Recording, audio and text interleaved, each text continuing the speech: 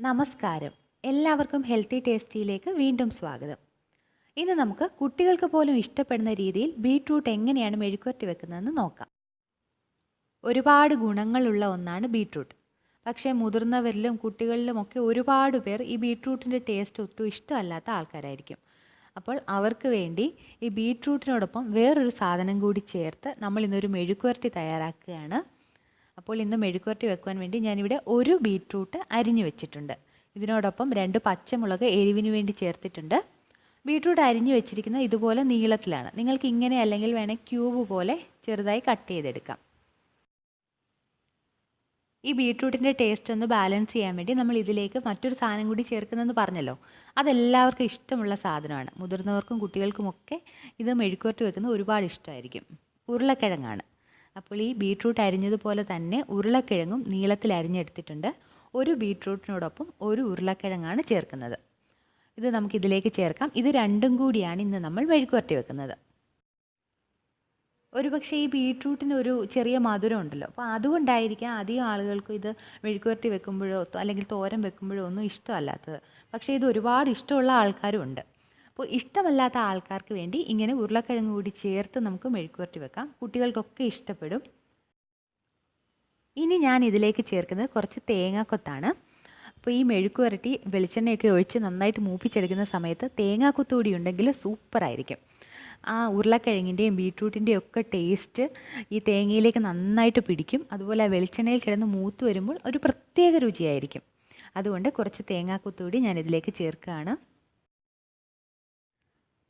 ഇനി ഇതിലേക്ക് പാകത്തിന് ഉപ്പ് ചേർക്കാം.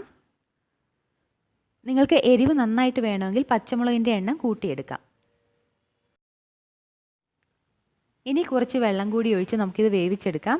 ഈ ഉരുളക്കിഴങ്ങ് ഒന്ന് വെന്ത് വരുന്ന സമയം മതിയാകും. എന്നാൽ ഒത്തിരി വെന്ത് കുഴഞ്ഞു പോകരുത്. കയ്യിലെടുത്തൊന്ന് അമർത്തി നോക്കുന്ന സമയത്തൊന്ന് മുറിഞ്ഞു വരുന്ന ഒരു പാകത്തിൽ വേവിച്ചെടുത്താൽ മതിയാവും. ഇല്ലെങ്കിൽ നമ്മൾ മെഴുക്കുവരട്ടി വെക്കുമ്പോൾ ഉരുളക്കിഴങ്ങ് അതിലങ്ങ് കുഴഞ്ഞു പോവും. അപ്പോൾ ആ മെഴുക്കുവരട്ടി നല്ലതായിട്ട് വരില്ല. അതുകൊണ്ട് ഒരുപാട് വെന്ത് കുഴഞ്ഞു പോകരുത്.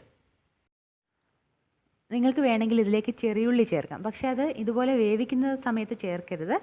എണ്ണയൊഴിച്ച് നമ്മളത് മൂപ്പിക്കുന്ന സമയത്ത് മാത്രമേ ചേർക്കാവൂ. ഇല്ലെങ്കിൽ ഇപ്പോഴേ അത് വെന്ത് കഴിഞ്ഞാൽ ഇത് മൂക്കുന്ന സമയത്ത് പെട്ടെന്ന് തന്നെ ഉള്ളി അങ്ങ് കരിഞ്ഞു പോവും. അപ്പോൾ അതൊരു കരിഞ്ഞൊരു ടേസ്റ്റ് വരും ഈ മെഴുക്ക്. ഇതിപ്പോൾ വെന്തിട്ടുണ്ടോ എന്ന് നോക്കാം. ഇതുപോലെ ഒരു തവി കൊണ്ടിങ്ങനെ കുത്തി നോക്കുന്ന സമയത്ത് ഉരുളക്കിഴങ്ങ് ഇങ്ങനെ മുറിഞ്ഞു വന്നു കഴിഞ്ഞാൽ ആ പാകം മതിയാകും. അപ്പോൾ കറക്റ്റ് വെന്തെന്ന് നമുക്ക് മനസ്സിലാക്കാം. ഇനി ഇതിൽ വെള്ളം ബാക്കിയുണ്ടെങ്കിൽ അതൊന്ന് ഊറ്റിക്കളഞ്ഞതിന് ശേഷം നമുക്കിത് എണ്ണയൊഴിച്ച് മൂപ്പിച്ചെടുക്കാം. ഈ മെഴുക്കുവരട്ടിക്ക് വെളിച്ചെണ്ണ ഉപയോഗിക്കുന്നതാണ് നല്ലത് കേട്ടോ. കാരണം ഈ വെളിച്ചെണ്ണ അങ്ങോട്ട് ചേരുമ്പോഴാണ് ഈ ബീട്രൂട്ടിൻ്റെ ഉരുളക്കിഴങ്ങിൻ്റെ ഒക്കെ ടേസ്റ്റ് ഒന്നുകൂടി കൂടുന്നതായിട്ട് എനിക്ക് തോന്നുന്നത്. മറ്റ് ഓയിൽ ഉപയോഗിച്ചിട്ട് ഞാൻ ഉണ്ടാക്കിയിട്ടുണ്ടെങ്കിലും വെളിച്ചെണ്ണ ഉപയോഗിച്ചപ്പോഴാണ് കൂടുതൽ നന്നായിട്ട് വന്നത്. അതുകൊണ്ട് ഞാൻ ഇന്ന് വെളിച്ചെണ്ണയാണ് ഉപയോഗിക്കുന്നത്. ഈ വെളിച്ചെണ്ണ ഒഴിക്കുമ്പോൾ നിങ്ങൾ ഒരുപാട് എണ്ണ ഒഴിക്കരുത്. കാരണം ഉരുളക്കിഴങ്ങ് മൂത്ത് വരാൻ അധികം എണ്ണയുടെ ആവശ്യമില്ല. എണ്ണ വളരെ കുറച്ച് മതി. എണ്ണ കൂടി പോയി കഴിഞ്ഞാൽ നമ്മൾ ഈ മെഴുക്കുവരട്ടിയും ഒരുപാടങ്ങ് എണ്ണമയം ഒരുപാടൊന്ന് കുഴഞ്ഞതുപോലെ ഇരിക്കും. അതുകൊണ്ട് കുറച്ച് എണ്ണ ഒഴിച്ചിട്ട് നമുക്കിത് മൂപ്പിച്ചെടുക്കാം.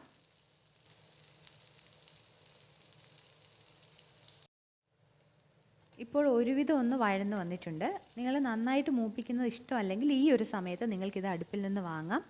അതിനുശേഷം നല്ല ചൂടോടെ ചോറിനോടൊപ്പം കഴിക്കാം. അതല്ലെങ്കിൽ കുറച്ചുകൂടി നേരം മൂപ്പിച്ചെടുക്കാം.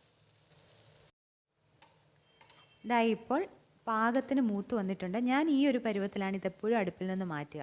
നിങ്ങൾക്ക് വേണമെങ്കിൽ കുറച്ചുകൂടി ക്രിസ്പി ആയിട്ട് വേണമെന്നുണ്ടെങ്കിൽ അല്പസമയം കൂടി ചെറിയ തീയിലിട്ട് മൂപ്പിച്ചെടുക്കാം. അതുപോലെ ഇത് ചൂട് ചോറിനോടൊപ്പം നല്ല ചൂടോടെ തന്നെ കഴിക്കുന്നതാണ് നല്ലത്.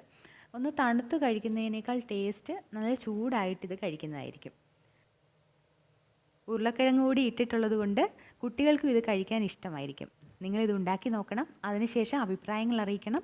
മറ്റൊരു നല്ല വീഡിയോയുമായി വീണ്ടും കാണുന്നത് വരെ നന്ദി, നമസ്കാരം.